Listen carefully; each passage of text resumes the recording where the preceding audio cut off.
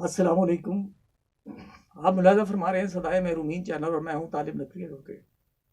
ناظرین، میں ای O B آئی، national bank اور پی ٹی سی ایل کے پینشنرز اور امپلائی سے یہ بات کہوں گا کہ میں آپ کا سلسلہ جاری رہتے ہوئے اب قومی پولیٹکس پہ باقاعدہ ویڈیو کرنے کا ارادہ کر لیا ہے. آپ کا اس سے متفق ہونا ضروری نہیں اور آپ کے لیے ویڈیو جو ہے وہ ضرور ہوتی رہے گی. ناظرین، آج میں ایک اہم ایشو جو آپ دیکھ رہے ہیں کہ نواز شریف واپس آ رہا ہے، یہ اس طرح وہ بات کی جا رہی ہے کہ جیسے اگلے ہفتے نواز شریف صاحب کو یہاں حکومت لے آئے گی. یہ اتنا کام آسان نہیں ہے اور اس میں کیا کچھ ہونے جا رہا ہے. میرا جو اظہر صدیق صاحب ہمارے سینئر جوڈیشل ایکٹیویزم پینل کے جو چیئرمین ہیں، وہ جھوٹے کو جھوٹے کے گھر پہنچانے میں ملکہ رکھتے ہیں. ان کا میں نے کچھ دیر پہلے وہ انٹرویو ان کے چینل پہ دیکھا ہے شایان علی کا. شایان علی وہ ہے شخص جس نے نواز شریف کے عزیز ایک بدماش، فیصل آبادی بدماش، مجھے یقین کیجئے اس کا نام پورا ذہن میں نہیں آ رہا، فیملی کا کلیش ہوا، دونوں طرف سے گالیوں کا تبادلہ ہوا جو کہ نہیں ہونا چاہیے تھا. تو ان کا انٹرویو آیا جس پہ بڑا انکشاف ہوا ہے. وہ کیا انکشاف ہے وہ میں آپ کو آخری سے بتاؤں گا کہ 14 اگست وہ کیا کرنے جا رہے ہیں، لیکن انہوں نے کیا کیا ہے. اور بقول ان کے اظہر صدیق صاحب کے کہ شاید یہی شاخسانہ بنایا ان کی اپیل ریجیکٹ ہونے کا، پٹیشن ریجیکٹ ہونے کا نواز شریف کی. تو ناظرین، انہوں نے ای میل کی ہے اپنے برطانوی وزیر اعظم کو جس میں یہ سارا حال لکھا ہے کہ یہ دیکھیں کرمنل لوگ جو ہیں وہ آئے ہوئے ہیں ہمارے ملک میں اور ہمارے ملک کی بہت زیادہ بدنامی ہو رہی ہے. اور وہاں آپ کو پتہ ہے کہ چائلڈ رائٹس جو ہیں ان کی زیادہ بات کی جاتی ہے اور انہیں بچوں کو جو ہے وہ ایک ڈیو رسپیکٹ امپورٹنس دی جاتی ہے. اس حوالے سے اب انہوں نے یہ شایان علی، 16 سالہ شایان علی نے بڑی ہمت کا اور جرت کا مظاہرہ کیا ہے. اس نے اب 14 اگست کو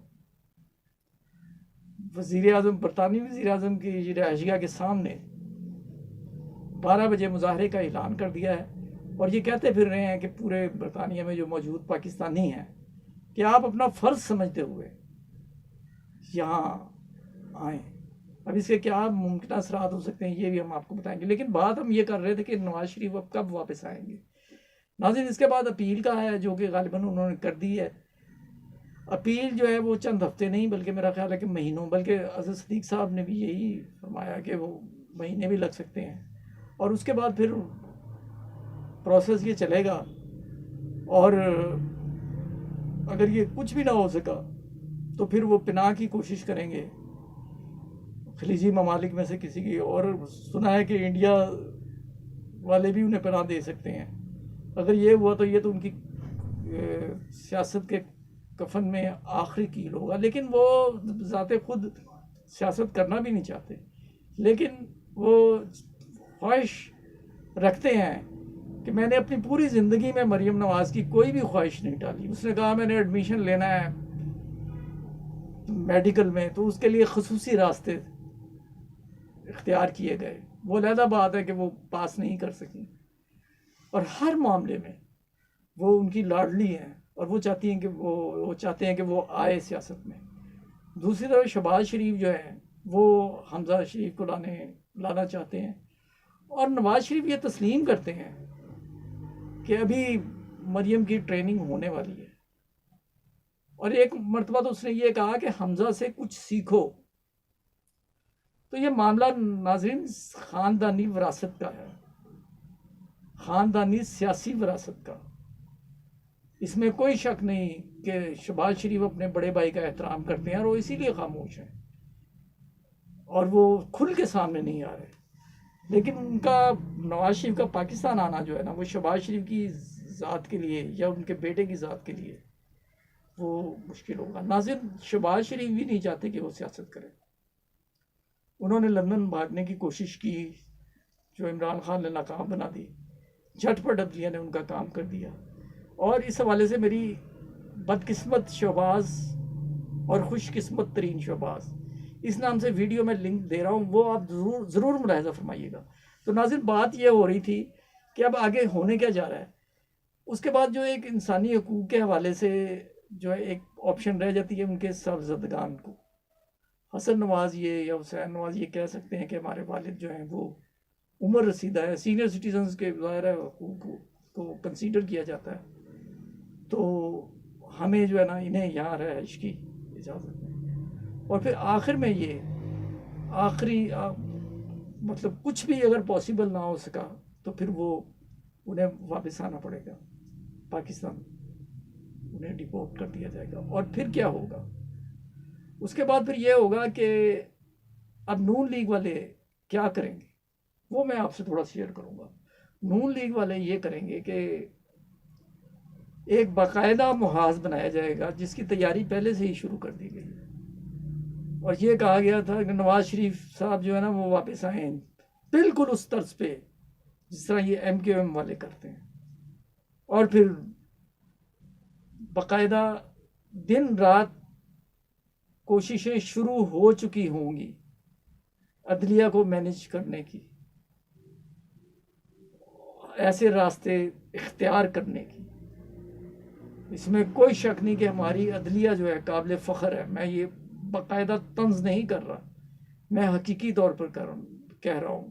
بدقسمتی ہماری یہ ہے کہ وہ معاملات سامنے آتے ہیں جو میڈیا پہ جو سامنے آ جاتے ہیں اس میں 1 2 4 واقعات کی بنیاد پر آپ یہ کہہ سکتے ہیں, لیکن بحیثیت مجموعی آپ کیسوں کی تعداد کے حساب سے دیکھیں کہ کیا آپ کسی غریب کو انصاف نہیں ملا, ایسی بات نہیں ہے. لیکن دل اس وقت دکھتا ہے کہ جب ہمیں بادی النظر میں یہ لگتا ہے کہ غریب کے لیے اور طاقتور کے لیے انصاف کے معیار مختلف ہیں.